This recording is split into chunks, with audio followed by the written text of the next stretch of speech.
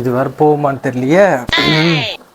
ராசுக்குட்டி, ராஸ்பா, என்னம்மா? அம்மா கொஞ்சம் கடைக்கு போயிட்டு வரியா? போயிட்டு வரேன். ஐயோ, பல்லு விளப்புற மாதிரி எவ்வளவு அழகா பல்லு கட்டுது பாருங்க குழந்தை. வா காசு தரேன்பா. சின்ன கண்ணு, அம்மா காலை துணிலாம் மொட்டை மாடியில் துவச்சு போட்டேன். படிக்கட்டில் ஏறி போயிட்டு வரலப்பா, முட்டையெல்லாம் நோவுது. கொஞ்சம் மொட்டை மாடிக்கு போய் துணி மட்டும் எடுத்துட்டு வந்துடுறியா? போயிட்டு வரேன். பல்லு விளம்பரட்டி.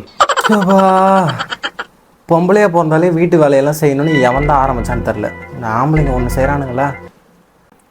ராஸ்குட்டி, ஸ்டவ் மட்டும் கொஞ்சம் ஆஃப் பண்ணிடுறியா? இந்த ஆஃப் பண்ணிட்டு வரேன். இல்லைக்கா, சொக்கா தங்கமாக இருக்காங்க அவங்க புள்ள.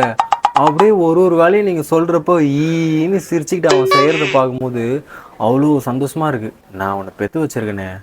கடைக்கு போயிட்டு மாவு வாங்கிட்டு வாடான்னா ரப்பர் பேண்டு போட்டு பேப்பர் வச்சு இழுத்து என்ன அடிக்குதுக்கா. சுச்சோ, எப்படிக்கா புள்ள இப்படி இருக்கிறவங்க புள்ள? எல்லாம் ஒரு ரகசியம் இருக்குது. அதனால தான் அவர் எது சொன்னாலும் ஈன்னு சிரிச்சுக்கிட்டு வேலை செய்கிறாரு. ரகசியமா அக்கா? சொல்லுக்கா, இந்த மாதிரி வளர்ப்பலாம் என் பிள்ளைய. டைம் ஆயிடுச்சு. இதாப்பா சாவி. அது ஒன்றும் கிடையாதுண்ணா. என் பிள்ளைக்கு இந்த எலைட் பிராண்டில் பனானான்னு ஒரு கேக் இருக்குது. அது ரொம்ப பிடிக்கும். அதை நான் நிறையா வாங்கி வச்சிருக்கிறேன். அதை சாப்பிட்டுக்கு தான் இவ்வளோ ஆட்டம். இருக்கா கேக் எக்ஸ்ட்ரா ஏதாவது? ஊத்துது பாரு, சொல்லு. கரெக்டாக சொன்ன சொல்லு. எது வாரம் இருந்தா இதுதான் இந்த கேக்கு. இந்தாங்க பிடிங்க. இதுதான் விஷயமா?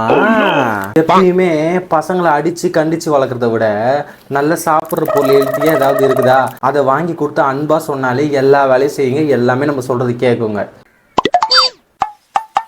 ஐயோ, சூப்பரா இருக்குதுக்கா. ஐயோ, வாய்ப்பாரு.